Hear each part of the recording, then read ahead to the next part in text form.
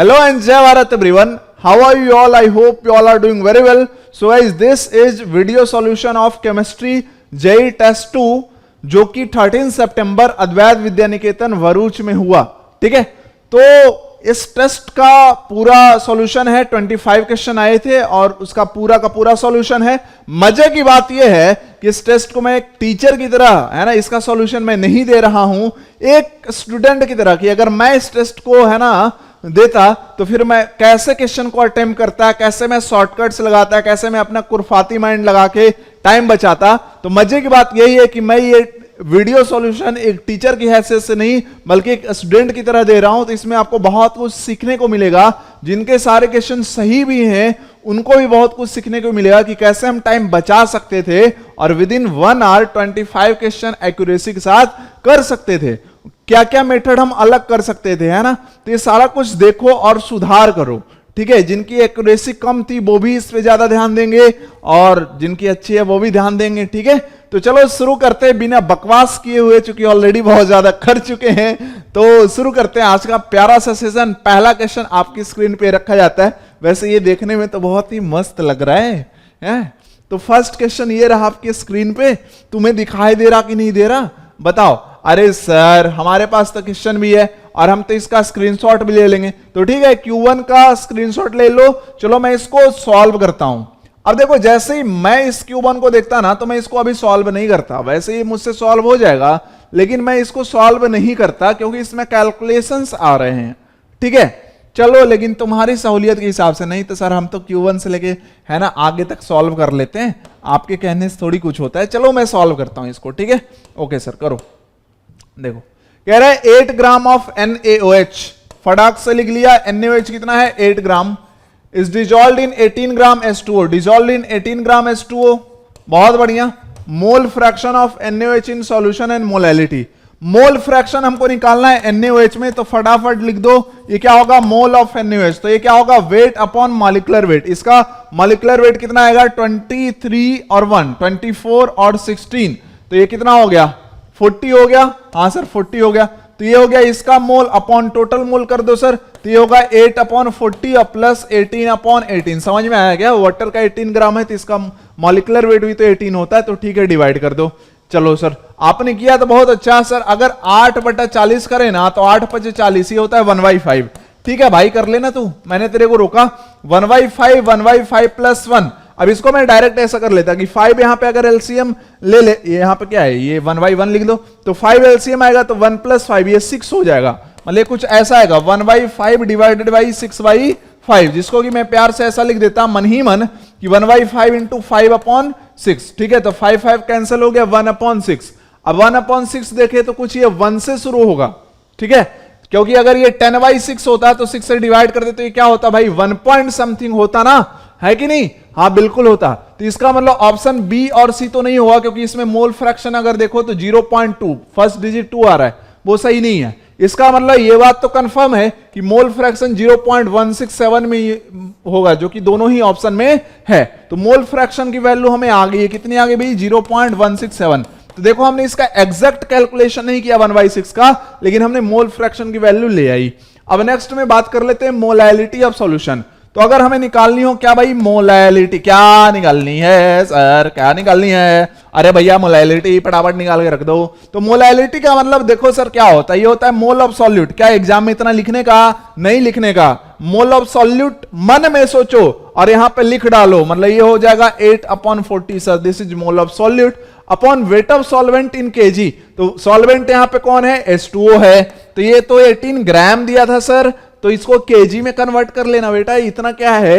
8 ग्राम जो NaOH है वो कितने ग्राम सॉल्वेंट में है? कितना है वेट ऑफ सॉल्वेंट? तो 18 ग्राम है. तो बहुत बढ़िया, 18 ग्राम है और इंटू क्या कर देना? 10⁻³ कर देना. हाँ सर, बात तो आपकी समझ में आ रही है. तो ये हो गई 1/5 इंटू 18 इंटू 10⁻³, जिसको कि अगर हम करें तो ये हो जाएगा 1/5 इंटू 18, है ना, इंटू क्या हो जाएगा? 1000. अब ये देखो हो गया 18×5 = 90, है ना. इसको देख ध्यान से, मैं इतना लिखता नहीं, ध्यान से देखना कैसे मैं सॉल्व करता. ये हो गया 18×5 = 90. मतलब ये आएगा 1. ये भी क्या होगा? 1 से ही शुरू होगा कुछ. ठीक है, मतलब 2 से तो शुरू नहीं हो सकता. 2 से शुरू होने के लिए 9 दूना 18, 180 कुछ होता ना तब ये है ना, इसका फर्स्ट जो है वो 2 से शुरू होता, फर्स्ट इसका डिजिट 2 से शुरू होता, मतलब ये तो कंफर्म है कि 1 से ही शुरू होगा डिजिट, और उसके लिए एक ही ऑप्शन है, बी और सी पहले एलिमिनेट हो चुका है, तो आंसर अपना क्या आएगा, ए आएगा। तो हमने फुल कैलकुलेशन नहीं किया, टाइम बचाया यहां पे, तुम देख सकते हो कितना सेकंड में हमने क्वेश्चन को तुम्हें समझाते हुए सॉल्व किया। तो ये रहा अपना क्वेश्चन नंबर 2 जो कि आपके स्क्रीन पे दिख रहा है, फटाफट इसको नोट करो या स्क्रीनशॉट लो, जो करना है वो करो, ठीक है ना। एकदम मस्त रोजगार, सॉरी रोजगार की बात मैं नहीं करूंगा, तुम लोग कुछ और समझते हो, ठीक है। हाँ वैसे एक गोल्डन रूल बता रहा हूं जेई नीट वालों, और नीट के लिए एप्लीकेबल नहीं यार, नीट का तो पता ही है, नीट में तो ढेर सारे होते हैं हरियाली। जेई वालों फर्स्ट सेमेस्टर में अगर रोजगार ढूंढ लिया कॉलेज में तो सही है, नहीं तो फिर है ना मेरी तरह सिंगल मरोगे तुम भी, ठीक है। तो ये गोल्डन रूल है, वैसे तो अभी 9th में ही रोजगार मिल जाता है, मजे वाली बात है। चलो क्वेश्चन नंबर 2 को सॉल्व करते हैं।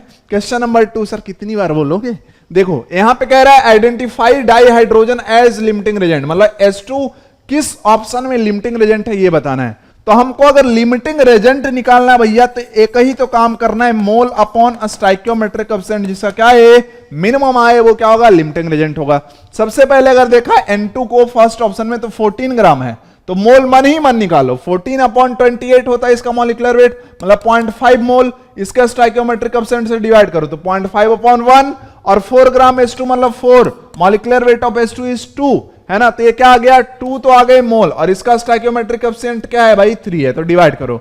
अब ये आया 0.5 और ये क्या 2/3, बताओ इसमें मिनिमम कौन है, क्या इसका पूरा कैलकुलेशन करना, नहीं। सोचो कि अगर ये 20 होता तो 6 पॉइंट समथिंग आता, तो ये क्या 0.6 आएगा कुछ, इसका मतलब ये मैक्सिमम हो गया, ये ऑप्शन अपना नहीं हो सकता, ठीक है।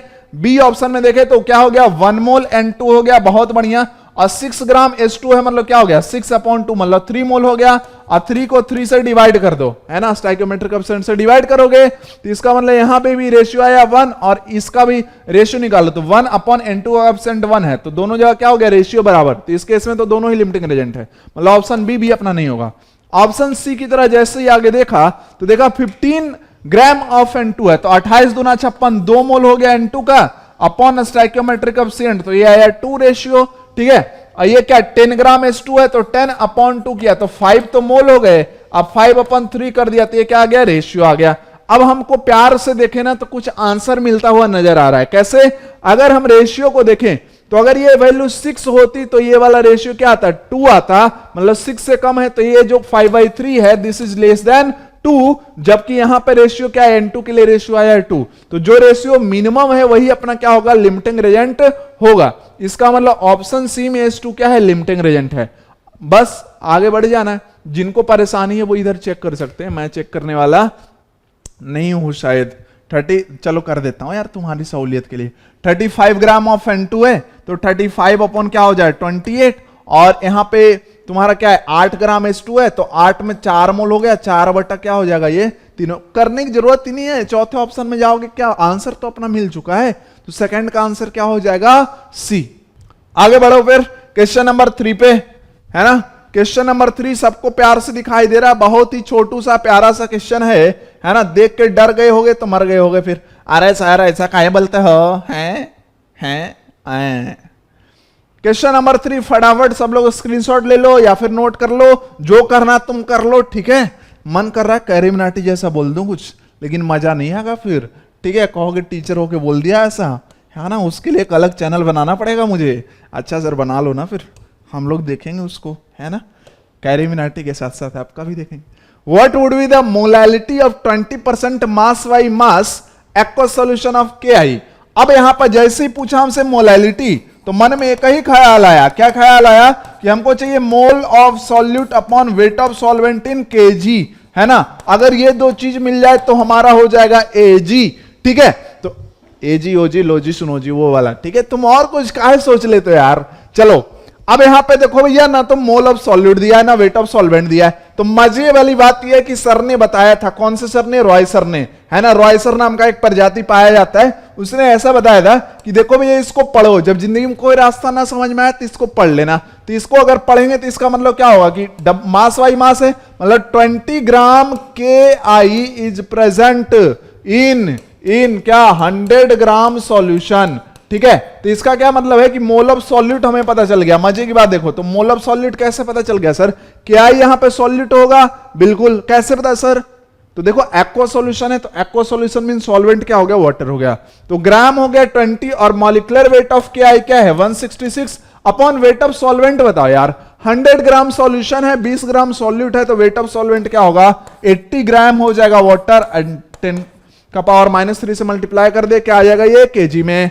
हाँ सर, बात तो आपकी बहुत सही जा रही है? बहुत सही ले रहे हो मजे, है ना? ले लो मजे ले लो आप। इतना हो गया। अब इसको देखो उड़ा दो, इसको मैंने ऐसे उड़ाया 2 चौके 8, ठीक है। अब 4 से जब उड़ाऊंगा ना तो इसको ये 250 में कट जाएगा। कटना तो सबको है, मतलब सबका कटना है, ऐसा समझो। तो ये क्या है अपना 250 अपॉन 166। अब मैं देखूंगा प्यार से ऑप्शन, तो इसमें प्यार से ऑप्शन देखने का कोई फायदा नहीं है। क्यों फायदा नहीं है? क्योंकि इसमें सारे ही ऑप्शन क्या है? नियरेस्ट हैं, ठीक है। तो या तो तुम ऐसा कर लो, इसको डिवाइड कर लो, और नहीं तो छोड़, मैं तो रहता तो छोड़ देता इसको मार्क करके कि आगे देख लूंगा, ठीक है। जब सारे क्वेश्चन सॉल्व हो जाएंगे तो इस पे आऊंगा। चलो तुमको तो ऐसे आगे बढ़ना नहीं है ना? तुम तो पूरा आंसर निकाल के ही छोड़ोगे। तो चलो वो भी कर देते हैं। 10 - 6 4 आ गया, और 14 से 6 गया 8 आ गया, और ये क्या हो जाएगा फिर? 4 टाइम जाएगा, 5 टाइम जाएगा, 16 × 5 = 80, 6 × 5 = 30, है ना? कैसे कर लिया सर ये? 16 × 5 = 80 हो गया, और 6 × 5 = 30 हो गया। बहुत सही। तो 16 × 5 = 80, 5, तो ये 1 5 कुछ जाएगा, तो 1 के बाद 5 आएगा, वो कि एक ही ऑप्शन में है, ऑप्शन सी में है, तो आगे कुछ करने की जरूरत नहीं है।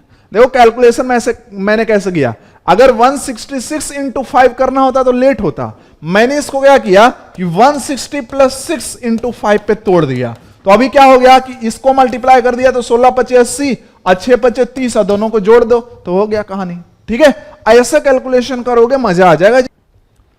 तो भैया बढ़ते क्वेश्चन नंबर 4 की तरफ। फटाफट तुम जो भी करो इसके साथ, क्वेश्चन नंबर 4 के साथ, चाहे स्क्रीनशॉट लो, चाहे अद्वैत विद्या निकेतन वाले के पास तो होगा ही इसका, है ना? पेपर ही हुआ पूरा।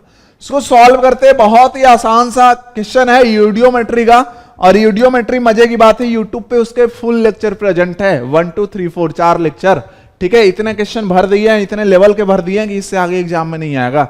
ऐसा मैं नहीं, तुम एग्जाम का पेपर देख के खुद बोल सकते हो। चलो क्वेश्चन नंबर 4 में कह रहा है at 300 kelvin and 1 atmospheric pressure 10 ml of a hydrocarbon required 55 ml of O2 for complete combustion and 40 ml of CO2 is formed. The formula of hydrocarbon. अब जब हाइड्रोकार्बन का फॉर्मूला नहीं पता हो तो क्या करते हैं? CXHY मान लेते हैं। इसका रिएक्शन किससे कराते हैं? O2 से। क्या बनाता है ये? जब भी हाइड्रोकार्बन का कंबशन कराओगे क्या बनाएगा भैया? सर एक ही चीज बनाएगा, CO2 gas plus H2O liquid. Sir ये तो दो चीज, हाँ तो दोनों बनेगा ना, ठीक है। अच्छा अब भैया रिएक्शन को करना पड़ता है बैलेंस, तो जिंदगी में बैलेंस करने के लिए सबसे पहले कार्बन को बैलेंस करो। तो इधर X एटम है तो उधर भी क्या होंगे? X एटम होंगे। हाइड्रोजन इधर Y एटम है तो इधर क्या होगा? Y2, तो Y2 × 2 क्या हो गया? Y एटम ऑफ हो गया ना हाइड्रोजन। अब ऑक्सीजन को देखा प्यार से, तो 2X यहां पे हो गया, है ना? 2X यहां पे हो गया प्लस Y2 वहां पे हो गया। ये O2 पहले ही है तो डिवाइड कर दो 2 से, ठीक है, क्योंकि ऑक्सीजन एटम बैलेंस होगा। तो ये क्या हो जाएगा? X + Y4। ये क्या होगा? X + Y4। सर X को आप इतना जोर से क्यों बोलते हो? अरे जोर लगाने पे ही X निकलता है, ठीक है, कुछ और मत सोचना तुम, ठीक है। तो बहुत मार मारूंगा मैं। अरे सर बकवास ना करो। चलो क्वेश्चन बनाओ आप। देखो भैया CXHY। अब इसका देखो यूडियोमेट्री में रिएक्शन को पढ़ने का क्या फॉर्मूला था? फॉर्मूला कुछ नहीं था सर, यहाँ पे ml में हमें दिख रहा है, मतलब वॉल्यूम में पढ़ना है। मोल को छोड़ दो, अब वॉल्यूम के टर्म में रिएक्शन को पढ़ना है। मतलब अगर इसका वॉल्यूम रिएक्ट करता है, मतलब कंबशन कराना है, तो इसका X + Y4 वॉल्यूम रिक्वायर्ड होगा। इसका बनेगा X वॉल्यूम, और लिक्विड का क्या बनेगा? 0 वॉल्यूम, ठीक है। मतलब क्या है सर कि इसका अगर 1 ml का कंबशन कराना हो तो इसका क्या चाहिए? X + Y4 ml चाहिए, और ये बनेगा कितना? ये बनेगा X ml बनेगा। देख लो ध्यान से, क्लियर है? सब में मैंने 1 मतलब ml लिख दिया वॉल्यूम की जगह पे। अब देखो CXHY लिया कितना था? हाइड्रोकार्बन 10 ml लिया है, तो अगर इसका 10 ml का कंबशन कराना है तो O2 कितना रिक्वायर्ड होगा? 10 × X + Y4 ml। ये बनेगा कितना? तो एक वॉल्यूम से X वॉल्यूम बनता है, तो 10 ml से क्या बनेगा? 10X ml बनेगा, ठीक है। अब कुछ चीजें तुम्हें दी हुई है, कहा कि 40 ml of CO2 is formed। मतलब मजे की बात है, दिस इज इक्वल टू 40, तो x की वैल्यू क्या आ गई 4 आ गई, मतलब C4 तो होगा, तो वो तो चारों ऑप्शन में है। अब क्या करोगे, आगे भी सॉल्व करो। तो कह रहा था कि O2 रिक्वायर्ड कितना है 55 ml, कहने का मतलब ये वैल्यू किसके बराबर हो गया 55 ml, मतलब 10, x की value 4 plus y by 4 this is equal to 55, जिसको कि अगर मैं 10 को उधर ले जाऊं तो डायरेक्ट में क्या लिख दूंगा कि 10 उधर डिवाइड होगा, ये वैल्यू तुम्हारी हो जाएगी 5.5। ऐसे सॉल्व करो जिंदगी में, तो ये हो गया y by 4 this is equal to 5.5 minus 4 this is equal to 1.5, तो y की वैल्यू क्या हो गई, तो ये हो गई 4 इंटू 1.5, मतलब ये हो गई 6, मतलब C4H6 किसी ऑप्शन में है तो ऑप्शन डी में है, this is the correct answer. ठीक है, कितना आसान आसान क्वेश्चन है यार। क्वेश्चन नंबर 5, क्वेश्चन नंबर 5 एक बहुत ही प्यारा सा है ना, अच्छा सा क्वेश्चन है ना। ठीक है, अब इसके साथ तुम्हें जो करना है कर लो। ठीक है, मैं अब सॉल्यूशन करता हूं इसका। चलो सर आप कर लो इसका सॉल्यूशन। देखो भैया, the minimum amount of O2 gas consumed per gram of reactant for the reaction, कह रहा है कि बताओ मिनिमम अमाउंट ऑफ O2 है ना कहां पे कंज्यूम होगा पर ग्राम ऑफ रिएक्टेंट। तो इसको तो ऑप्शन से सॉल्व करना है, ये टाइम टेकिंग होगा, तो चाहते हो अभी तो कर लो, नहीं चाहते हो तो बंद कर दो। मैं तो इसको बंद कर देता, मैं अगले पे बढ़ जाता और मैं मार्क कर लेता, क्योंकि अपने सॉफ्टवेयर में ऐसा आता है कि मार्क एंड रिव्यू वाला। ठीक है, तो क्वेश्चन नंबर 5 जो है वो मार्क कर लेंगे। अब तुम याद दिला देना हमको, वैसे मेरे माइंड में याद रहता है क्वेश्चन नंबर 5। चलो आगे इसको देख लेंगे। अब आते हैं क्वेश्चन नंबर 6 पे। तो क्वेश्चन नंबर 6 देखो क्या कह रहा है, 25 gram of an unknown hydrocarbon, है ना, मतलब हमारे पास एक अननोन हाइड्रोकार्बन है। हाइड्रोकार्बन बोला तो मन में ख्याल क्या आया कि ये CXHY होगा, बहुत ही बढ़िया, और ये है कितना 25 ग्राम। ठीक है ना भाई, upon burning produces 88 gram of CO2, burning मतलब ऑक्सीजन के साथ रिएक्शन, और ये क्या बना रहा है CO2 बना रहा है, और तो H2O लिक्विड इसको बनाना ही था जिंदगी में। ठीक है, हाँ, तो यहां पे बस बोला क्या है, बहुत ही एक आसान बात बोला है कि CO2 बनाए 88 ग्राम, है ना, और H2O बनाया है ये 9 ग्राम। तो कह रहा है hydrocarbon contains 20 gram of carbon, 5 gram hydrogen, option पढ़ दे जाओ। मतलब यहां पे बेसिकली हमको क्या करना है कि कार्बन का मास बताना है कि कंपाउंड में कितना था, हाइड्रोजन का मास बताना है कंपाउंड में कितना था। ठीक है, सिंपल।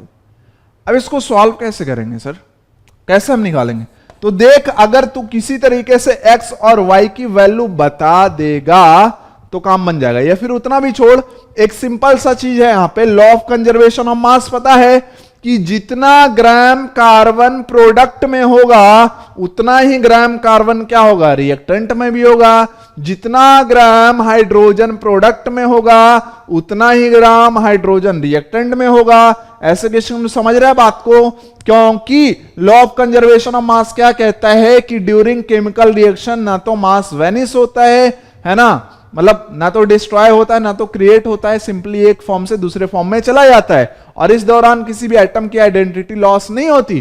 कहने का मतलब यहां पे देखो हाइड्रोजन कार्बन के साथ कंबाइंड था, इधर ऑक्सीजन के साथ चला गया, लेकिन रहेगा हाइड्रोजन ही, ये बात हम सब जानते हैं। मतलब हम ये बोल सकते हैं कि moles of carbon in compound, moles of carbon in compound is equal two moles of carbon in CO2। बात समझ में आता है कि CO2 में ही तो सिर्फ कार्बन दिख रहा है, तो जितना कार्बन इसमें प्रेजेंट होगा उतना ही इस हाइड्रोकार्बन में प्रेजेंट होगा।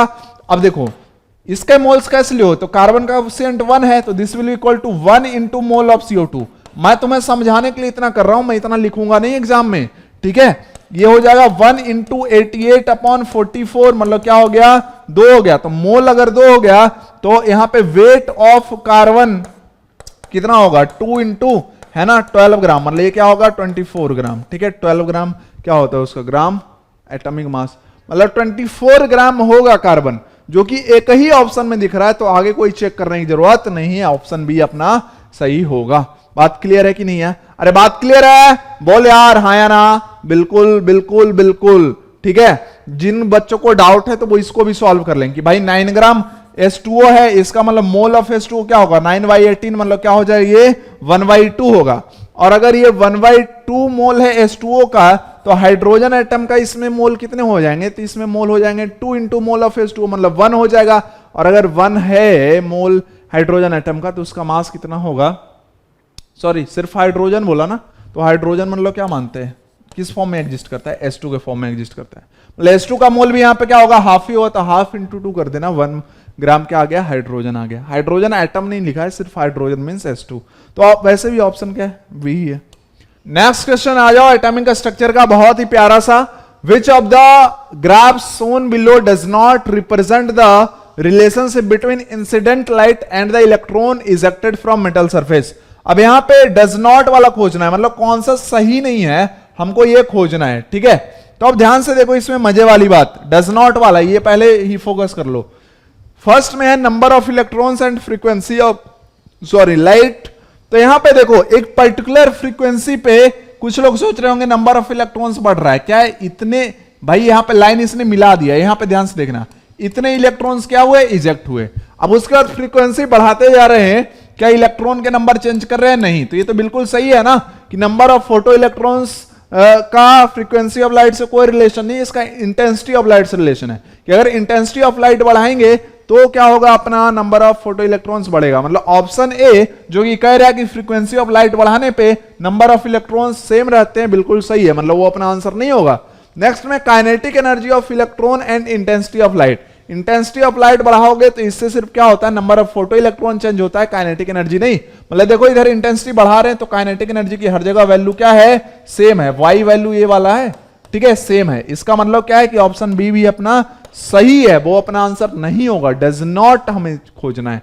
ऑप्शन सी कह रहा है kinetic energy of electron and frequency of light. Kinetic energy of electron and frequency of light. अब ध्यान से देखो यहां पे काइनेटिक एनर्जी और फ्रीक्वेंसी ऑफ लाइट में क्या रिलेशन आएगा? देखो h nu is equal to h nu not plus K. इतना आएगा कि नहीं आएगा? बिल्कुल आएगा, ये बिल्कुल आएगा। अब ध्यान से देखो फ्रीक्वेंसी ऑफ लाइट मतलब क्या हो गया? न्यू, ठीक है, और रहने तो ये हो गया एच, वाई को एक तरफ कर लो सिंपली, है ना। तो ये हो गया kinetic energy, this is equal to h nu minus h nu not. तो ये काइनेटिक एनर्जी क्या हो गया? वाई हो गया। फ्रीक्वेंसी ऑफ लाइट ये हो गई ना, फ्रीक्वेंसी ऑफ लाइट ये एक्स हो गई, तो ये क्या होगा? स्लोप एम होगा, और ये अपना इंटरसेप्ट क्या आएगा? सी आएगा। ये अपना इंटरसेप्ट क्या आएगा? सी आएगा। तो देखो अगर हम ध्यान से देखें भैया, तो काइनेटिक एनर्जी और फ्रीक्वेंसी ऑफ लाइट का जो ग्राफ बनेगा वो कुछ पैटर्न इसका आएगा, y is equal to M X plus C, जहां पे जो इंटरसेप्ट है चूंकि माइनस एच न्यू नॉट है, ये क्या होगा? नेगेटिव होगा, चूंकि h क्या है? प्लैंक्स कांस्टेंट जो कि पॉजिटिव होता है, न्यू नॉट क्या है? थ्रेशोल्ड फ्रीक्वेंसी, फ्रीक्वेंसी नेगेटिव नहीं होती। तो इसका मतलब ये अगर पॉजिटिव है तो माइनस एच न्यू नॉट क्या होगा? नेगेटिव होगा, तो नेगेटिव स्लोप के साथ आएगा, इंटरसेप्ट रहेगा, ओरिजिन से पास नहीं होगा। इसका मतलब जो ऑप्शन सी है वो क्या अपना गलत ग्राफ दिया हुआ है, वो ही अपना आंसर होगा, क्योंकि हमें डज नॉट खोजना था। तो ऑप्शन सी, 7 का आंसर क्या हो जाएगा भाई? ऑप्शन सी होगा। बात क्लियर सबको एकदम अच्छे से। Next question number 8। क्या हो गया? ये कौन आया सर? ये एंटीवायरस। मैं खुद ही वायरस हूं, है ना। जब मैं BHU हॉस्टल में था तो वहां पे अपने रूम के वाईफाई का नाम ही रखा था वायरस, ठीक है। क्या होता था ना, वहाँ हैकर्स बहुत होते हैं, लेकिन वायरस से सब डरता है, इसलिए रखा था, ठीक है। वहाँ पे अजब अजब तरीके के पासवर्ड रहते हैं, मतलब वो बताने लायक नहीं है, ठीक है। तुम सोच रहे हो क्या सर? मैं समझ गया, नहीं समझे तुम। वो बहुत यूनिक टाइप का होता है, मतलब इतना भी वल्गर नहीं होता जितना तुम सोच रहे हो, ठीक है। चलो, the ground state energy of hydrogen atom is -13.6 electron volt. अच्छा, बहुत बढ़िया बात है, हमें क्या करना है इसका? तो ग्राउंड स्टेट एनर्जी बहुत बढ़िया, मतलब इवन जो है हाइड्रोजन एटम का ये क्या है? -13.6 इलेक्ट्रॉन वोल्ट है। The energy of second excited state of helium plus ion in electron voltage. अब भैया देखो ध्यान देना, यहां पर ऐसे क्वेश्चन में लोग गलत कर रहे हैं, हमें पता है ये हीलियम प्लस और सेकेंड एक्साइटेड स्टेट मतलब एन की वैल्यू क्या होगी? 3 होगी। तुम्हें तो ये पता होगा, हाँ, क्योंकि n equal to 1 is called ground state for any atom. कोई भी एटम हो उसका ग्राउंड, जिसमें एक इलेक्ट्रॉन हो, ध्यान देना, जिसमें भी एक इलेक्ट्रॉन है तो उसका ग्राउंड स्टेट क्या होगा? फर्स्ट वाला ऑर्बिट, क्योंकि एक इलेक्ट्रॉन फर्स्ट वाले ऑर्बिट में ही तो रहना चाहेगा। तो n equal to 1 is ground state, फिर n इक्वल टू 2 इज क्या? सेकेंड सेल या फिर फर्स्ट एक्साइटेड स्टेट, क्योंकि इलेक्ट्रॉन को अगर हायर एनर्जी लेवल पे भेजोगे पहला वहीं भेज सकते हैं। तो ये सेकेंड एक्साइटेड स्टेट भेजा था, मतलब क्या यहाँ पे 2+1 कर दो, n की वैल्यू क्या हो गई 3 हो गई। यहाँ पे हमसे पूछा एनर्जी, तो एनर्जी क्या पढ़ा था, ये होता है -13.6 है ना, Z² upon n² electron volt. हमें पूछा भी इलेक्ट्रॉन वोल्ट में तो कोई टेंशन नहीं है। ये क्या होगा -13.6 Z²। Z² कितना, तो हीलियम के लिए सर हाइड्रोजन हीलियम मतलब 2 का स्क्वायर, n मतलब 3 का स्क्वायर, यहां पे कर दो, तो ये हो गया -13.6 और ये क्या हो जाएगा 4/9, इतना इलेक्ट्रॉन वोल्ट होगा। हाँ, तो ये मुझे क्या लग रहा है इसमें ऑप्शन जो है वो कुछ आने वाला है 6 पॉइंट समथिंग का है। सर आपको ऐसा काहे लगा कि देखो मैं कैसे कैलकुलेशन मैं कैसे करता हूं यार, ध्यान से देख तू, अगर ये 4.5 होता और ये 9 होता तो ये क्या हो जाता 1/2, ठीक है, ध्यान समझ रहे, ये क्या होता फिर 6 से थोड़ा सा ज्यादा ही आता ये, है ना, लेकिन ये 4.5 नहीं है 4 ही है। तो अगर ये 4 है इसका मतलब, तू समझ रहा है बात को, मेरी भावनाओं को समझ रहा कि नहीं? हाँ सर समझ रहे हैं। मतलब इसको अगर हम डिवाइड करेंगे ना सर तो ये 0.5 से थोड़ा कम आएगा, 4/9 क्या होगा 0.5 से थोड़ा कम आएगा, एकदम जस्ट कम आएगा। और उससे अगर 13.6 को मल्टीप्लाई करेंगे सर तो ये अपने आधे से थोड़ा सा कम आएगा, मतलब ये 7 से तो बिल्कुल ही कम है, 6 से थोड़ा सा ज्यादा होगा, -27.2 नहीं, -54.4 नहीं, -3.4 नहीं, ऑप्शन ए। तो ऐसे मैं चीजों को कर सकता हूं कम टाइम में, देख रहा है तू। क्वेश्चन नंबर 9 जो कि एक बहुत ही आसान सा क्वेश्चन है और बहुत ही अच्छा भी क्वेश्चन है, ये भी कह सकते हैं। तो सबसे पहले इसका स्क्रीनशॉट लो, कैसे लोगे हमको नहीं पता, तुम उंगली दबाओ चाहे क्या करके स्क्रीनशॉट लोगे तुम्हारी मर्जी, ठीक है। मैं क्वेश्चन को सॉल्व करता हूं फटाफट, ठीक है। चलो क्वेश्चन नंबर 9 की बात कर लेते हैं। जिंदगी में क्या कह रहा है, if P is the momentum of the fastest electron ejected, कह रहे हैं कि P इज द मोमेंटम, लिख ले क्योंकि ये बड़ा क्वेश्चन है, नहीं तो बार बार पढ़ना पड़ेगा। P is the momentum of fastest electron ejected from a metal surface after the irradiation of light having wavelength lambda. Lambda wavelength अगर हमने क्या किया, जैसे यहाँ पे ये फोटो इलेक्ट्रिक इफेक्ट का क्वेश्चन है, सबसे पहले तो टॉपिक ही समझ में आ गया। तो यहाँ पे हमने क्या लैम्डा वेवलेंथ का लाइट इंसिडेंट किया, तो यहां से जो इलेक्ट्रॉन निकला उसका जो मोमेंटम है वो कितना है भाई, P है, ठीक है। कह रहा है द वेवलेंथ, अच्छा उसके बाद कह रहा है क्या, देन फॉर 1.5 P, कह रहा है अगर हमको कितना चाहिए भाई मोमेंटम 1.5 P चाहिए of the photo electron, the wavelength of the light should be, तो इसके लिए जो वेवलेंथ होगा वो कितना होगा, तो मैंने मान लिया कि ये क्या भाई लैम्डा डैश है। अब साथ में एक चीज और लिखा है ना, तेजी से आगे मत बढ़ जाना, क्वेश्चन को हमेशा ध्यान से पढ़ना। कह रहा है assume kinetic energy of ejected photoelectron to be very high in comparison to work function, मतलब कह रहा है जो काइनेटिक एनर्जी ऑफ इलेक्ट्रॉन है ये बहुत ज्यादा है किससे, वर्क फंक्शन से। और देखो मैंने क्या बताया था कि फोटो इलेक्ट्रिक इफेक्ट का कोई भी क्वेश्चन हो वो सॉल्व किससे होगा, फोटो इलेक्ट्रिक इक्वेशन से। इसका मतलब क्या सर कि जो इंसिडेंट एनर्जी होता है ये होता है work function plus kinetic energy. चूंकि सर यहाँ पे काइनेटिक एनर्जी बहुत ज्यादा है वर्क फंक्शन ऑफ मेटल से, इसका मतलब work function of metal is negligible with respect to kinetic energy. कुछ लोग ये मत समझ लेना वर्क फंक्शन 0 लिख दिया सर आपने, हमने कहा इस दोनों के रेस्पेक्ट में ये क्या है नेग्लेजिबल है, मतलब इसको हटा दो। तो यहाँ पे जो इंसिडेंट एनर्जी है वो क्या हो गई, अप्रॉक्स बराबर हो गई किसके, काइनेटिक एनर्जी के। अब यहाँ पे ध्यान से देखना कि फर्स्ट केस की बात करें तो लैम्डा वेवलेंथ के according incident energy Sc upon lambda होगा and this is equal to half mv²। अब जो मोमेंटम होता है महाशय ये होता है मास इनटू स्पीड, मतलब P is equal to mv। हाँ बहुत बढ़िया, तो इसको मोमेंटम के टर्म में चेंज करें तो देखो कैसे, mv यहां पे दिख रहा है लेकिन एक v अकेला है, इसको है ना डबल करते हैं m और m, इससे कोई फर्क पड़ा, m से मल्टीप्लाई डिवाइड नहीं, तो ऊपर क्या हो गया m² v², मतलब mv का होल स्क्वायर, मतलब क्या हो गया p², नीचे क्या आ गया 2m हो गया, मतलब Sc upon lambda this is equal to p² upon 2m। ये फर्स्ट केस था। सेकेंड केस क्या कहा, मोमेंटम हमको p नहीं चाहिए 1.5 p चाहिए, तो 1.5 p का square upon 2m, mass of electron तो सेम रहेगा, ठीक है, उसको कितने भी स्पीड और कितने भी मोमेंटम से भगाओ इलेक्ट्रॉन का मास थोड़ी चेंज होता है। तो इसके लिए चलो जो वेवलेंथ रिक्वायर्ड है मान लेते हैं लैम्डा डैश है।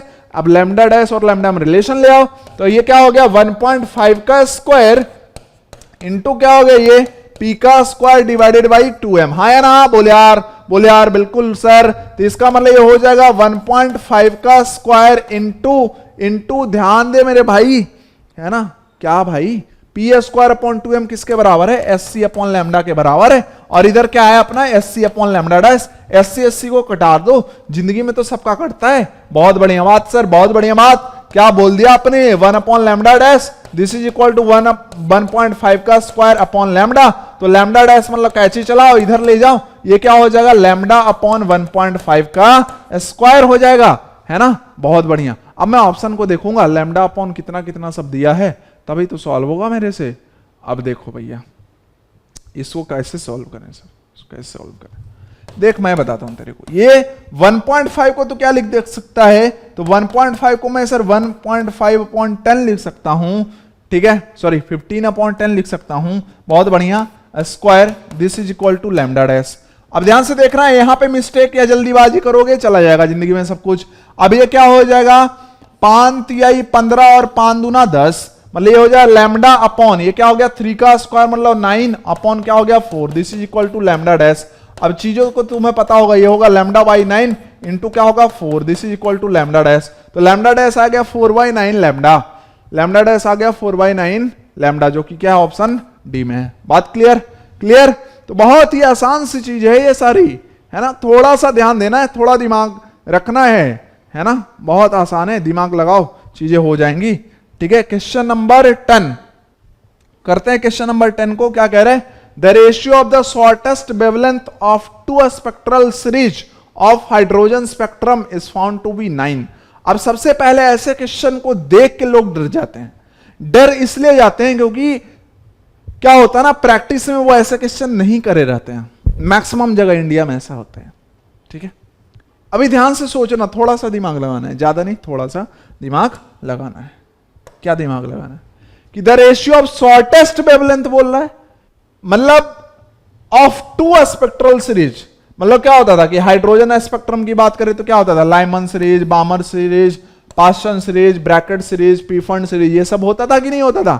हाँ सर होता तो था। अबे होता था मतलब क्या है, तुमको पता ही है, ठीक है। हाँ, लाइमन, बामर, पास्टन, उसके बाद ब्रैकेट और फिर क्या आता था, पीफंड आता था, शायद ऐसे ही तो आता था ना। हाँ, अब यहां पे जो शॉर्टेस्ट वेवलेंथ की बात करी है, किसी भी सीरीज में शॉर्टेस्ट वेवलेंथ अगर बोल रहा है, इसका मतलब जो एनर्जी गैप होना चाहिए ट्रांजिशन का वो क्या होना चाहिए, मैक्सिमम। ऐसे दिमाग लगाना, ये अच्छा क्वेश्चन है कि क्या होता है, एस सी अपॉन लैम्डा होता है। तो अगर शॉर्टेस्ट वेवलेंथ, लैम्डा क्या चाहिए, शॉर्टेस्ट चाहिए, तो ई क्या होगा फिर, मैक्सिमम होगा। मतलब जहां से इलेक्ट्रॉन कूद के आ रहा है जिस ऑर्बिट में, उन दोनों के बीच का एनर्जी गैप क्या होना चाहिए, बहुत ही ज्यादा होना चाहिए। तो अब हम देखते हैं, मान लेते हैं, चलो ठीक है, दो सीरीज की शॉर्टेस्ट वेवलेंथ की मान लेते हैं ना। एक सीरीज 1 है, एक सीरीज 2 है। कौन है लाइमन, बामर, ये हमें थोड़ी अभी पता है। इसमें मान लेते हैं कि जो शॉर्टेस्ट वेवलेंथ है ना, वो है अपना लैम्डा 1, और इसमें जो शॉर्टेस्ट वेवलेंथ है वो है अपना लैम्डा 2। यहां पर जो ट्रांजिशन हुआ है वो N2 से N1 हुआ है। अब यहां पता है N2 से N1 नहीं मान सकते, इसको क्या मान लो तुम, N2 डैश से N1 डैश मान लो, ठीक है। बात समझ में आ रहा है, सिंपल, क्योंकि दोनों सेम थोड़ी मान लोगे भाई। शॉर्टेस्ट वेवलेंथ समझ रहा है बात को, क्लियर है कि नहीं, क्योंकि सबके लिए क्या, लाइमन, बामर, ये सब के लिए N1 क्या होता है, अलग अलग होता है, इसलिए सेम नहीं मान सकते। अब अगर लिखूं मैं 1 अपॉन लैम्डा 1, तो ये क्या पढ़ा था, हाइड्रोजन एटम है सर, ये होगा RH, ये जो क्या था अपना 109677 centimetre inverse, 1 upon N1 square minus 1 upon N2 का स्क्वायर। अब सर देखो, सबसे मैक्सिमम एनर्जी गैप कहां से मिलेगा, जब इलेक्ट्रॉन इंफिनिटी से कहीं ऑर्बिट पे कूदेगा। इसका मतलब ये कह सकते हो सर, क्या कह सकते हो कि जो हायर वाला एनर्जी लेवल है, कौन है भाई, मैं क्या बताया था फॉर्मूले में, N2 हमेशा N1 से बड़ा मान के चलना। इसका मतलब हम क्या बोले कि N2 क्या होगा, इंफिनिटी होगा। सिमिलरली इस वाले शॉर्टेस्ट वेवलेंथ के लिए N2 डैश भी क्या होगा, इंफिनिटी होगा, ठीक है। सिमिलरली अगर हम 1 अपॉन लैम्डा 2 लिखे, तो चूंकि हाइड्रोजन एटम ही है तो 109677, ये क्या होगा 1 upon N1 dash square minus 1 upon N2 dash square. अब N2 और N2 डैश इंफिनिटी है, तो 1 अपॉन इंफिनिटी क्या हो जाएगा, 0, ये भी क्या हो गया 0। इन दोनों का ले लो रेशियो, क्यों, कैलकुलेशन आसान दिखेगा। ये और ये हो गया खत्म। तो यहां से है 1 upon lambda 1, 1 upon lambda 2, this is equal to what, this is equal to 1 upon n1 square divided by 1 upon n1 है ना 1 डैश स्क्वायर। ये हो जाएगा अपना 1 अपॉन लैम्डा 1। ये थोड़ा सा पेशेंस वाला क्वेश्चन है, जल्दीबाजी करोगे या उबोगे गलत करोगे, ठीक है। सारा क्वेश्चन एक जैसा नहीं आता एग्जाम में, ठीक है। हाँ सर समझ रहे हैं आपकी बात को। तो ये हो गया n1 डैश अपॉन दिस, ठीक है। मतलब यहां पे जो लैम्डा 2 अपॉन लैम्डा 1 है, this is nothing but lambda 1 dash square upon n1 square. अब कहा है कि दोनों के वेवलेंथ का जो रेशियो था शॉर्टेस्ट का वो क्या था 9 था, वो क्या था 9 था। तो ये जो रेशियो है वो क्या है भाई 9 है। 9 को 9 अपॉन 1 लिख दो, ये क्या होगा n1 डैश स्क्वायर अपॉन क्या होगा n1 स्क्वायर। अब सोचिए इसको स्क्वायर के फॉर्म में कैसे लिखेंगे, क्या ये 3/1 का स्क्वायर है, हाँ, तो ये क्या होगा n1 dash square upon n1 square. तो इसका मतलब क्या हो जाए, इसको भी तो ऐसे लिख सकते हो, डायरेक्ट ओवरऑल स्क्वायर लगा दो, ठीक है। तो इसका मतलब हो गया sir n1 dash 1 upon n1, this is equal to 3 and this is equal to 1। कहने वाला n1 ये वाला हो जाएगा 3, ये क्या हो जाएगा 1। तो n1 dash this is equal to 3, n1 is equal to 1, ठीक है, सिंपल। अब यहां पे ध्यान से देखो n1 इक्वल टू 1 किस में होता है, मतलब इलेक्ट्रॉन कहीं से कूदे लेकिन फर्स्ट ऑर्बिट पे, तो ये क्या होता है भाई लाइमन सीरीज। ये क्या होता है लाइमन सीरीज बताया हुआ है। और इलेक्ट्रॉन कहीं से कूदे, मतलब यहां तो इंफिनिटी से कूद रहा है, ठीक है, और अगर थर्ड ऑर्बिट पे आके लुकता है तो लाइमन बामर पाश्चन, मतलब ये क्या होगा फिर पाश्चन सीरीज की लाइन है, पाश्चन सीरीज की लाइन है। तो लाइमन एंड पाश्चन देखो तो किसी ऑप्शन में है, Lyman and Paschen, option B, this is the correct answer. So कुछ क्वेश्चन ऐसे होते हैं जो कि आपका धैर्य चेक करता है, मतलब ऊब जाओगे ना तो तुम गलत कर बैठोगे। आसान है क्वेश्चन लेकिन ये थोड़ा लंबा जाएगा।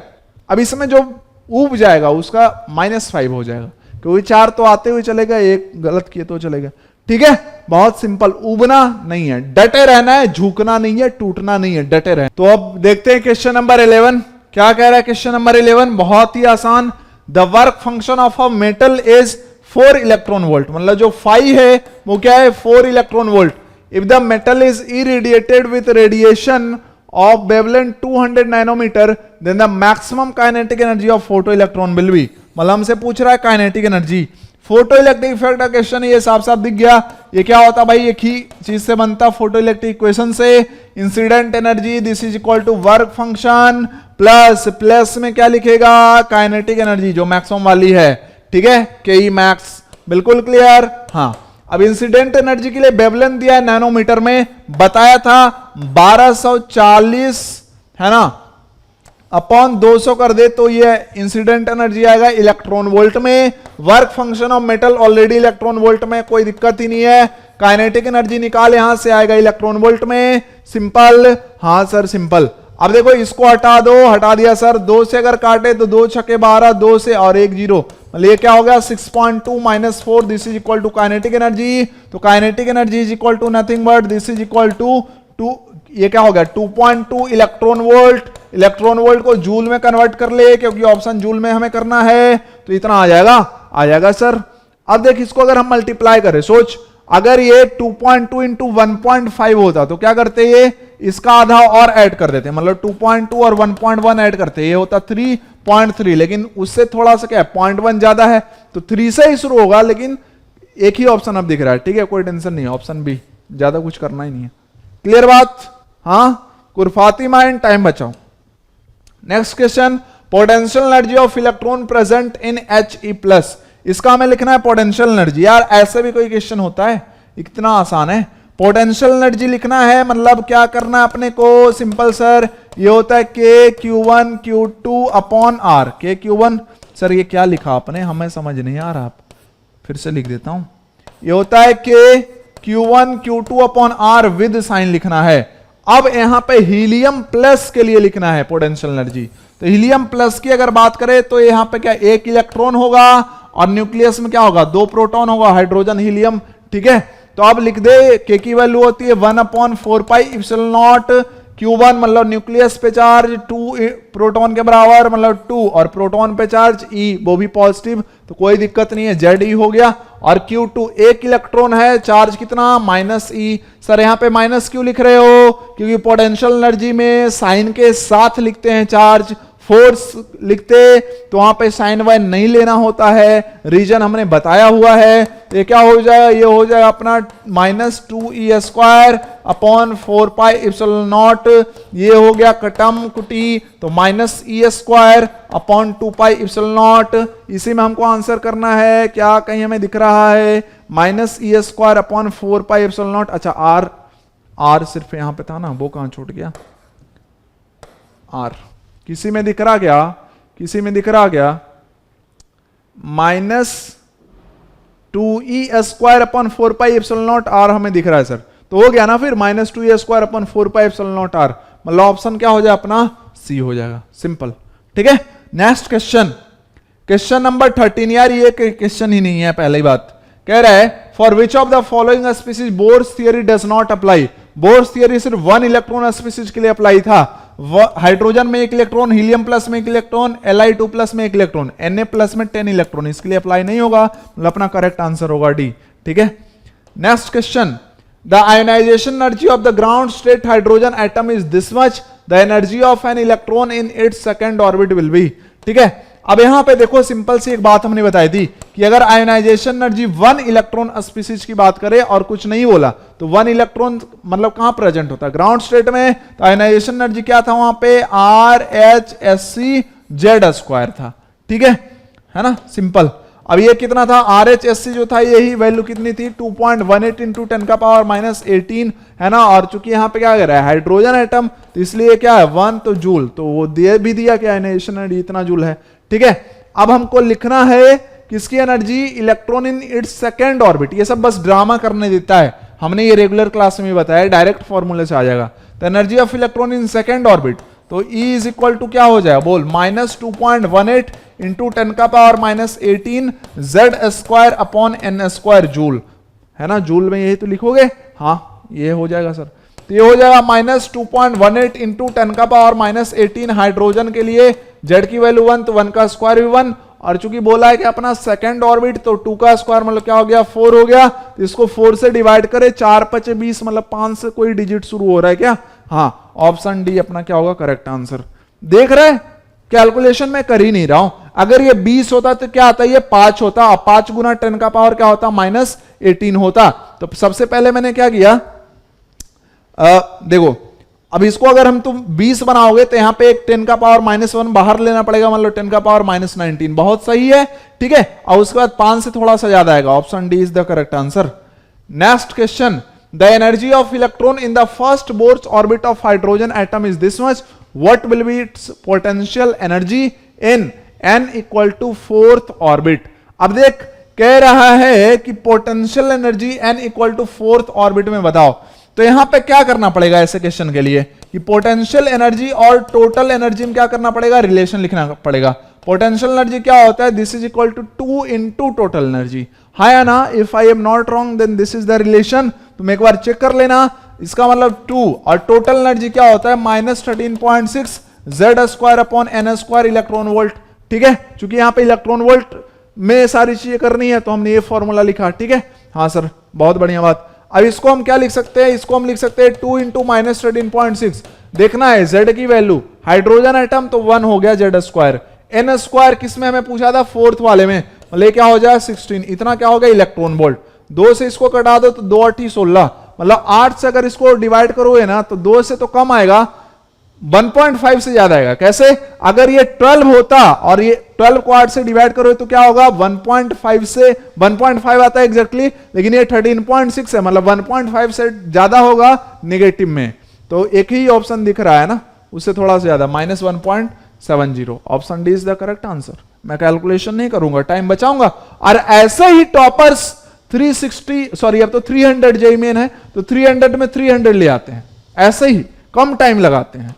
और तुमको तो इतना ट्रेनिंग यार एग्जाम के पहले दे रहा हूं, मुझे तो कोई पढ़ाया है नहीं ढंग से कुछ। ठीक है, बोर्ड लेवल भी नहीं पढ़ाया लोगों ने। मैं दिखा दूंगा तुम लोगों को कि इतनी सी पतली सी कॉपी पे मेरी पूरी 12th खत्म हो गई थी भाई केमिस्ट्री की, और तेरा एक चैप्टर में उससे ज्यादा भर जाता होगा कॉपी, ये तू भी जानता है। ठीक है, चल question number 16, Bohr's model can explain spectrum of the hydrogen atom only all elements any atomic or ionic species having one electron only the hydrogen molecule। Simple सी बात है, बोर्स मॉडल कहां कहां अप्लाई कर सकते थे, है ना, 1 इलेक्ट्रॉन स्पीसीज के लिए, है ना, तो सिर्फ हाइड्रोजन एटम के लिए नहीं, वो हमने साफ साफ लिखवाया था कि हीलियम प्लस का भी स्पेक्ट्रा एक्सप्लेन कर देगा, Li2 प्लस का भी एक्सप्लेन कर देगा, B3 प्लस का भी कर देगा। तो एनी एटमिक और ionic species having 1 electron, single correct option है, आगे कुछ देखने की जरूरत ही नहीं है। Next question, the ratio of the energy of the electron, सबको दिख रहा question, the ratio of the, कितना आसान क्वेश्चन है, कुछ हार्ड है, बाकी सब आसान है। The ratio of the energy of the electron in the ground state of hydrogen to the electron in first excited state of B3+। अब देखो इस क्वेश्चन को सॉल्व करने में सावधानी बरतना, अदरवाइज यहां पे ऑप्शन देख के समझ गए होगे कितना गलती हो सकता तुमसे। The ratio of energy of electron in ground state of hydrogen, ground state of hydrogen क्या होगा, 1 होगा। एक इलेक्ट्रॉन के लिए ग्राउंड स्टेट क्या होता है, फर्स्ट वाला ऑर्बिट, ये हाइड्रोजन अपॉन क्या करना है, to the electron in first excited state of B3+। ठीक है, तो हमको फिर निकालना है first excited state B3+। B3+ में भी एक ही इलेक्ट्रॉन है, तो नॉर्मली देखे तो ये फर्स्ट ऑर्बिटल रहेगा, तो फर्स्ट एक्साइटेड स्टेट मतलब क्या हो गया, सेकंड वाला ऑर्बिट हो गया, मतलब हमें E2 किसका चाहिए, Be3+ का चाहिए। अब देखो दोनों ही 1 इलेक्ट्रॉन स्पीसीज है, तो En लिखोगे 1 इलेक्ट्रॉन स्पीसीज के लिए -13.6 Z² upon n² electron volt. जब भी रेशियो निकालना हो तो अगर मैं यहां पे करूं E1 अपॉन E2, तो अगर तुम ध्यान से देखो या फिर ऐसे डायरेक्ट कर सकते हैं कि En is directly proportional to Z² upon n², तो जो E1 अपॉन E2 होगा ये क्या होगा, Z1² upon n1² divided by Z2² upon n2² होगा। हाँ होगा सर, बिल्कुल होगा। तो यहां पे आप ध्यान से देख ले, E1H निकालना है, बहुत बढ़िया।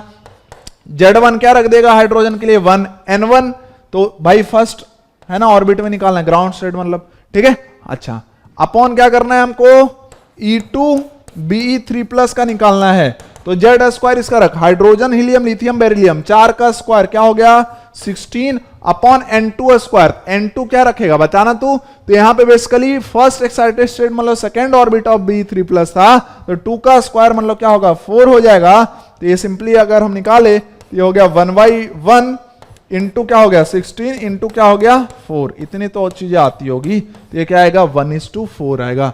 अब यहाँ पे प्यार से देख सकता है, कुछ भी गलत करेगा तो 1:8 भी दिया है, 16 भी दिया है, ऑप्शन ऐसे पलट के भी दिया है, ऑप्शन क्या होगा ए होगा। कैलकुलेशन चेक कर लेना, वैसे सही होगा। Next question, if the speed of electron in the Bohr's first orbit of hydrogen atom is x। बहुत ही अच्छा काम किया, हमें तो पता ही नहीं था x है ना, x तो होता है सबके पास है, नहीं सबसे दूर होता है, अगर पास हो तो फिर x कैसा, फिर तो वो फिर समझ रहे ना। हाँ क्वेश्चन लिख लिया, बहुत बढ़िया बहुत बढ़िया। चलो फटाफट सॉल्व करते हैं, कर लो सर, हमने रोका आपको नहीं। क्या कह रहा था, अरे सर आप जानो ना यार, बार बार क्या कह रहा था करते रहते हो, है ना। चलो, if the speed of electron in the Bohr's first orbit of hydrogen atom, देखो भैया जो स्पीड होता है Vn this is equal to 2.18 into 10⁻⁶ ZYN metre पर सेकंड। ये सारे फॉर्मूले एक चार्ट पेपर पे चिपका दो दीवार पे, ठीक है, डेली देखोगे तो मजा आ जाएगा, याद हो जाएगा। मम्मी पापा को बोलना कि पापा जब तक मेरा जेई नहीं हो जाता आप पेंटिंग और दीवार का चिंता मत करो, है ना, जब मेरी रैंक निकल आएगी ना तो मैं ही करवा दूंगा, ये टेंशन मत लो आप, ठीक है ना।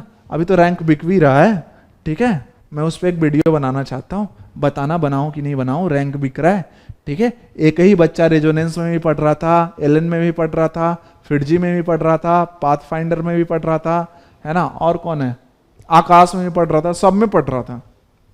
के वाह साला आदमी है कि कौन सी प्रजाति है, कभी यहाँ कभी वहां पांचों जगह, तो उसको सोचो रैंक निकालो यार, 3-4 करोड़ तो ऐसे ही कमाओगे। एलन वाले ऐसे कहते हैं आओ इधर आओ, हैं देते तुमको 50 लाख, बोलो कि मेरे यहाँ पड़ा है। फिर फिडजी वाले बुलाते हैं, साला वो 50 लाख दे रहा है, चल तेरे को 55 लाख देते हैं, ठीक है। उस पर वीडियो बनाऊंगा, बहुत ही मजेदार कॉमेडी वीडियो आएगी, ठीक है। बोलना बनाऊं कि ना बनाऊं, ठीक है। चलो क्वेश्चन पहले करते हैं। If the speed of electron in the Bohr's first orbit of hydrogen, hydrogen मतलब जेड की वैल्यू क्या होगी 1, फर्स्ट ऑर्बिट मतलब 1, मतलब ये क्या हो गया यही वाली वैल्यू जो है वो x है, 2.18 इंटू 2.18 इंटू 10 का पावर 6 मीटर पर second, this is equal to x, ठीक है। Then speed of electron in third Bohr's orbit is, तो इसका मतलब सेम एटम है, कुछ और नहीं बोल रहा है। तो Vn अगर लिखें तो ये क्या होगा 2.18 इंटू 10 का पावर 6 1 अपॉन ये क्या हो गया भाई 3 हो गया ना, थर्ड ही पूछा ना, हाँ थर्ड। तो ये अभी क्या आ जाएगा, ये तो है अपना क्या x/3 है, इतना मीटर पर सेकंड x, और ये होगा x/3, x/3 किसी ऑप्शन में, ऑप्शन बी में। क्या है यार ये क्वेश्चन है कोई। कह रहे according to Bohr's theory the angular momentum of an electron in the fifth orbit, लो कर लो बात, लो कर लो बात, क्या है ये, ठीक है कुछ नहीं है सर, ये कुछ भी नहीं है। According to Bohr's theory angular momentum है ना of electron in the fifth orbit, मतलब ऑर्बिट के लिए एंगुलर मोमेंटम चाहिए, तो ये सर कुछ नहीं होता, mvr होता है nh/2π, ठीक है। हमें किसकी बात करनी है, फिफ्थ ऑर्बिट की, तो ये क्या होगा 5h/2π। अब 5h/2π तो कहीं दिया नहीं है, तो 2.5h/π तो दिया है। अरे 5 को 2 से डिवाइड करो तो ये क्या आएगा 2.5h/π आएगा, जो कि इसमें है ऑप्शन डी में, this is the correct answer. Next question क्या सर, नेक्स्ट क्वेश्चन कह रहा है the ionisation enthalpy of hydrogen atom is this much joule per mole, the energy required to excite the electron in the atom from n = 1 to n = 2 is. अब यहां पे देखो simple सी बात है, अगर हम बोले हाइड्रोजन एटम के लिए आयोनाइजेशन एनर्जी, तो आयोनाइजेशन एनर्जी क्या होगा फिर RHSC होगा, ठीक है RHSC होगा हाइड्रोजन के लिए, क्योंकि इसका जनरल फॉर्मूला क्या होता है, इतना होता है RHSC(Z²). अगर नॉर्मल केस है, नॉर्मल केस मतलब इलेक्ट्रॉन क्या है भाई, एक इलेक्ट्रॉन स्पीसीज के लिए ये सारा फॉर्मूला वैलिड है, तो इलेक्ट्रॉन कहां है फर्स्ट ऑर्बिट में प्रेजेंट है, तो ये होता है। अगर किसी और ऑर्बिट में कर दिया तो अपॉन n² भी आएगा, ठीक है सिंपल। फिर क्या होगा, उस ऑर्बिट से इंफिनिटी पे भेजने के लिए फॉर्मूला लगाना पड़ेगा। ये कहां से आया था, 1 से इंफिनिटी भेजने का फॉर्मूले से, ठीक है। तो this is equal to nothing but 1.312, चूंकि हाइड्रोजन है ना, कौन है भाई, हाँ तो ये तो क्या हो गया 1 ही हो गया, तो इसका मतलब RHSC है 1.312 इंटू 10 का पावर 6 जूल पर मोल, जूल पर मोल, मतलब 1 मोल एटम ले तो सबसे एक इलेक्ट्रॉन बाहर फेंकने में इतनी एनर्जी खर्च होगी। तो कह रहा है कि n = 1 से n = 2 पे एक्साइट करना है, तो इसके लिए जो डेल्टा ई हमने पढ़ा था, हमसे वही पूछा है ना एनर्जी, तो डेल्टा ई हमने क्या पढ़ा था, ये होता है सर RHSC Z², तो हाइड्रोजन के लिए 1 ही हो गया, और ये क्या होता है सर 1/n1² माइनस 1/n2², जहां पे sir n2 is greater than n1, तो इसका मतलब RHSC की वैल्यू सर ये हो गई 1.312 इंटू 10 का पावर 6 है ना जूल पर मोल, इतनी हो गई। अब 1/n1, n1 क्या है सर लोअर वाला क्या है 1 का स्क्वायर माइनस 1/2 का स्क्वायर, मतलब ये हो जाएगा 1/312 इंटू 10 का पावर 6, एलसीएम ले ले 4 आएगा, ये होगा 4 - 1 है ना जूल पर मोल। ये क्या हो गया 3/4 इंटू 1.312 इंटू 10 का पावर 6 जूल पर मोल, इतनी हो गई क्या, हाँ सर इतनी हो गई। अब 4 तिया 12, 3 से ज्यादा आएगा, 3 तिया 9, 9 से ज्यादा आएगा, 9 से ज्यादा एक ही ऑप्शन है, ऑप्शन डी है ना। और चेक कर ले पावर, तो पावर कैसे चेक करे सर, तो देख लेना यहां पे अगर इसको 13 करता तो इंटू 10 का पावर -1 निकालता तो 10 का पावर 5 हो जाता इस साइड, समझ में आ रहा बात तेरे को, और तभी तो ये 3 पॉइंट समथिंग आता है, इंटू 3 होता तो 9 पॉइंट समथिंग, तो 10 का पावर 5 बहुत सही है। अब इसमें ट्विस्ट क्या कर सकता है, इसमें मेरी बात सुनना, जो कि जेई में आ सकता है, ठीक है। ट्विस्ट क्या कर सकता है, क्वेश्चन में तुझे पूछे पता है ऑप्शन क्या दिया रहेगा जूल पर एटम, अगर सारे ऑप्शन को जूल पर एटम में कर देना ये क्वेश्चन हार्ड हो गया।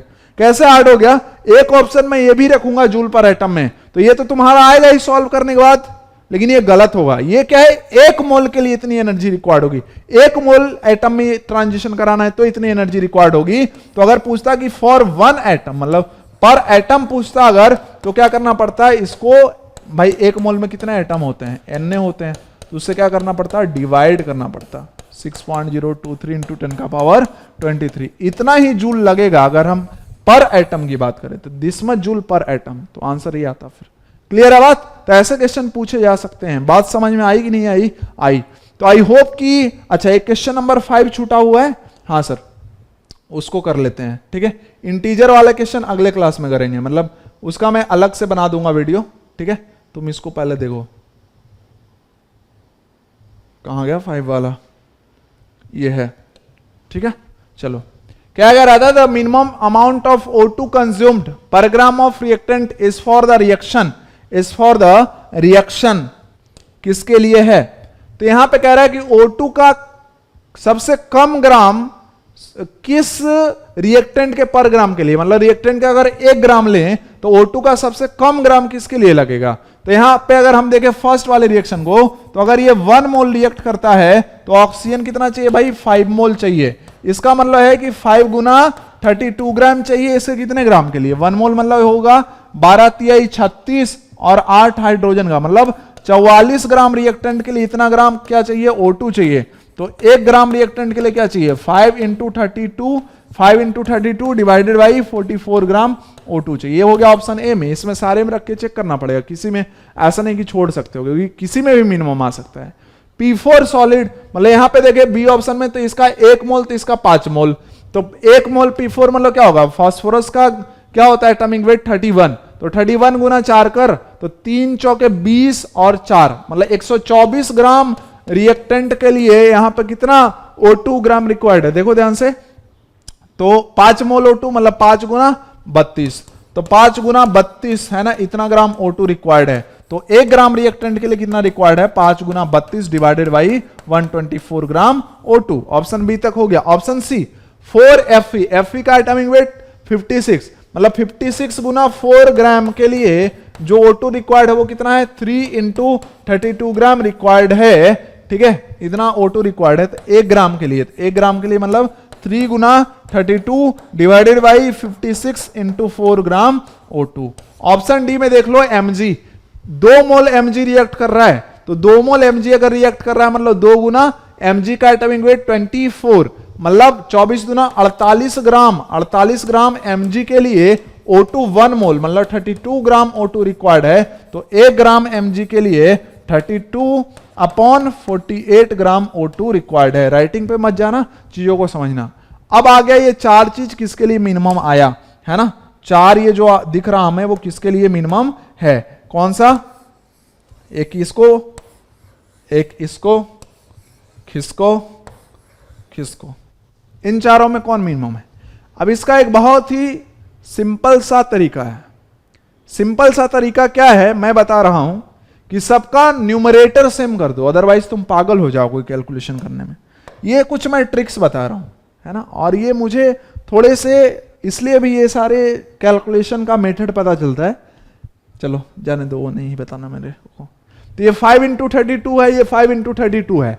अब यहां पे 44 से डिवाइड किया, यहां पे 124 से डिवाइड किया, बता मिनिमम वैल्यू कौन आएगी। तो ये वाली वैल्यू क्या होगी, इन दोनों में मिनिमम होगी, मतलब ये तो अपना आंसर हो ही नहीं सकता भाई, इससे मिनिमम तो यही मिल गया, मतलब ये तो अपना आंसर नहीं होगा, ठीक है। अब देखते हैं ध्यान से इन सब में। तो ये 3 इंटू 32 है, इसको अगर मुझे 5 इंटू करना है तो यहां पे क्या करना पड़ेगा, यहां पे सिंपली एक काम करना पड़ेगा, 5 से मल्टीप्लाई करना पड़ेगा और 5 से क्या करना पड़ेगा, डिवाइड करना पड़ेगा। हाँ सर बात आपकी सही है, लेकिन सर मजे की बात देखो, अरे कुछ नहीं, तुम टेंशन का ले रहे हो। 5 इंटू 32 यार ये तो बहुत बड़ा कैलकुलेशन हो गया। चलो यहां पे देख लेते हैं ना फिर। 5 इंटू 32, आइए 5 से मल्टीप्लाई डिवाइड किया, कोई फर्क नहीं पड़ा। अब यहां पे देखो तो 5 चौके 20, 200 कुछ से डिवाइड कर रहे हैं, यहां पे तो 1 to 4 से डिवाइड कर रहे थे, मतलब ये भी ऑप्शन नहीं होगा, इससे मिनिमम तो ये आ गया। अब इन दोनों में चेक करना है कि कौन मिनिमम होगा।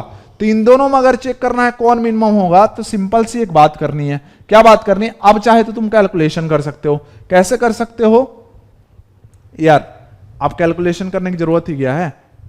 हाँ सर कर लो ना कैलकुलेशन, इन दोनों में तो मिनिमम हमें देखना पड़ेगा, ठीक है। हाँ कर लो। तो कैसे करें सर, कैसे करें, मैं बताऊं कुछ। 5 गुना 34, 5 गुना 56।